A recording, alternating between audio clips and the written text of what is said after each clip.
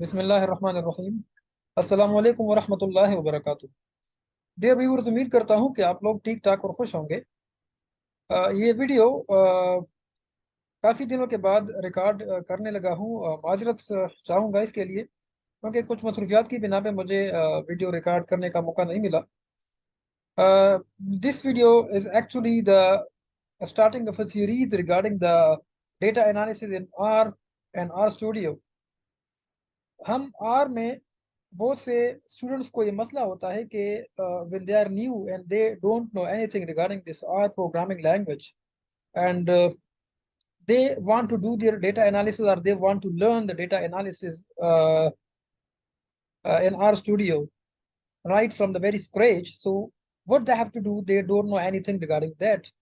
तो एक्चुअली आज इस चीज़ के बारे में, इस मौजू पे बात करेंगे, और उम्मीद करता हूँ कि आप लोगों को फ़ायदा मिलेगा इस वीडियो से।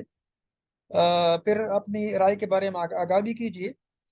ये वीडियो किस तरह हम बिल्कुल स्क्रैच से डिस्क्रिप्टिव स्टेटिस्टिक्स, जो कि बिल्कुल डेटा एनालिसिस का बिल्कुल इनिशियल जो स्टार्टिंग होता है, वो डेटा एनालिसिस में डिस्क्रिप्टिव स्टेटिस्टिक्स वहाँ पे रन की जाती है।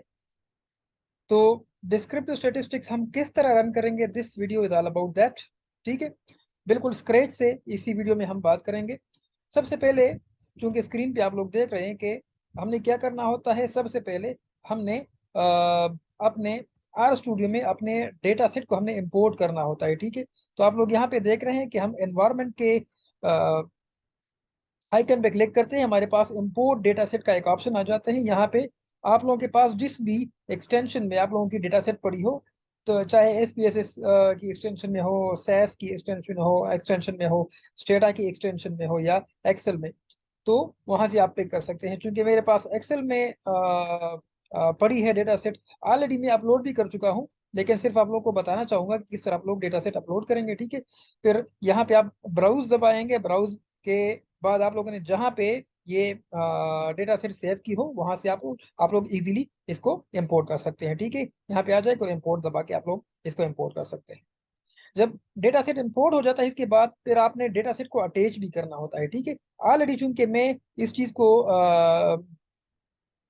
इंपोर्ट कर चुका हूँ डेटा सेट को, तो my next step is to attach the data set. ठीक है, यहाँ पे ऑलरेडी कोडिंग मेरे पास है। ठीक है, आप लोग अगर फॉर एग्जांपल कॉपी करना चाहते हैं तो दैट्स अप टू यू, आप अपनी एल्गोरिथम खुद डेवलप कीजिए, क्योंकि आप लोग की वेरिएबल और मेरी वेरिएबल्स में फर्क होगा। ठीक है, तो ऑलरेडी में डेटा सेट, जो कि उसका नाम है एक्सेल _USD टू बी गया, कुछ एक्सचेंज रेट्स के बारे में मेरी एक डेटा सेट पड़ी थी, तो इसको मैंने ऑलरेडी अपलोड किया हुआ है। अब इसको अटैच करना है, सिंपल यहाँ पे मैं रन दबाता हूँ। ये इस तरह से भी हो सकता है, अगर फॉर एग्जांपल आप यहाँ पे कर्सर छोड़ते हैं और कंट्रोल प्लस एंटर दबाते हैं, तो वहां से भी अटैच हो सकता है। ठीक है, इसके बाद हमने क्या करना होगा, इसके बाद यहाँ पे तो मैंने कुछ नॉर्मलाइजेशन की है। If you people want to normalize your data, आप डेटा नॉर्मलाइज करना चाहते हैं, नॉर्मलाइजेशन करना चाहते हैं, सो दैट्स वेरी सिंपल। यहाँ पे आप लोग देख सकते हैं कोडिंग में मैंने एस पी आर चूंकि मेरे वेरिएबल का नाम है, एन मैंने नॉर्मलाइजेशन को रिप्रेजेंट करने के लिए मैंने यहाँ पे डाला है। अगर फॉर एग्जाम्पल आप नॉर्मलाइज अपने वेरिएबल का नाम लिखना चाहते हैं तो दैट्स ओके। अगर नहीं लिखना चाहते, जो मर्जी आप लोगों की, तो अपनी समझ, अपनी अंडरस्टैंडिंग आसान बनाने के लिए आप लोग कुछ भी यहाँ पे लिख सकते हैं, और ये is equal to then scale, और फिर पैरेंथेसिस में आपका वेरिएबल का नाम। ठीक है, तो इसको मैं रन कर लेता हूँ, नॉर्मलाइज हो जाएगा मेरा वेरिएबल, दूसरा वेरिएबल भी इस तरह, तीसरा वेरिएबल भी, चौथा भी है, एंड पांचवा भी, एंड छठा भी। ठीक है, फिर इसके बाद आप लोगों ने अगर डिस्क्रिप्टिव स्टैटिस्टिक रन करनी है, तो आप लोगों ने एक लाइब्रेरी आप लोगों ने यहाँ पे इंपोर्ट करनी है। लाइब्रेरी का नाम है एफ बेसिक्स। डिस्क्रिप्टिव स्टैटिस्टिक्स के लिए आप लोगों ने ये लाइब्रेरी रन करनी है और इंपोर्ट करनी है। तो मैंने एफ बेसिक्स को लाइब्रेरी किया। इसके बाद मैंने नेटर नेटर एक पैकेज है, इसको भी आप लोगों ने लाइब्रेरी करना होगा। इससे क्या होगा, इससे आप लोगों की रिजल्ट जो आएगी वो आपको टेबल या टेबुलेटेड फॉर्म में आपको मिलेगी, तो आप यहाँ से इजीली फिर कॉपी कर सकते हैं, और उसको फिर आप रिप्रेजेंट करने के लिए आप उसको अलाइन कर सकते हैं, कंपाइल कर सकते हैं। ठीक है, इसके बाद हमारा जो बेसिक कमांड होगा डिस्क्रिप्टिव स्टैटिस्टिक्स के लिए, तो वो यही है कि if you have one variable, तो आप बेसिक स्टेट्स और सिंपल अपने वेरिएबल का नाम लिखे। अगर for example you have more variable more than one, ठीक है, तो फिर आपने इस तरह का लिखना होगा कि बेसिक स्टेट्स फिर पैरेंथेसिस डेटा डॉट फ्रेम, फिर पैरेंथेसिस, फिर आपके वेरिएबल जितने भी है वो सारे लिखे, and at the end parenthesis आप क्लोज कर ले। ठीक है, मैं इसी को रन कर लेता हूँ आप लोग के सामने। डिस्क्रिप्टिव स्टेटिस्टिक आ गई है।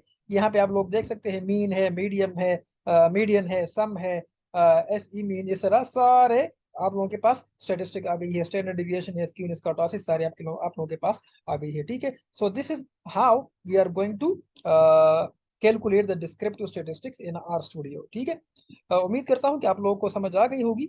If you people are having any query और problem, so please feel free to ask in the video comments. इंशाल्लाह मैं कोशिश करूंगा कि आप लोगों की हर एक क्वेश्चन क्वेरी को सॉल्व कर सकूं। अपना और अपने गिरद नवाह का बहुत सारा ख्याल रखिएगा और मुझे अपने खास दुआओं में याद रखिएगा। अल्लाह आप सब लोगों का हामी नासिर हो। अल्लाह हाफिज।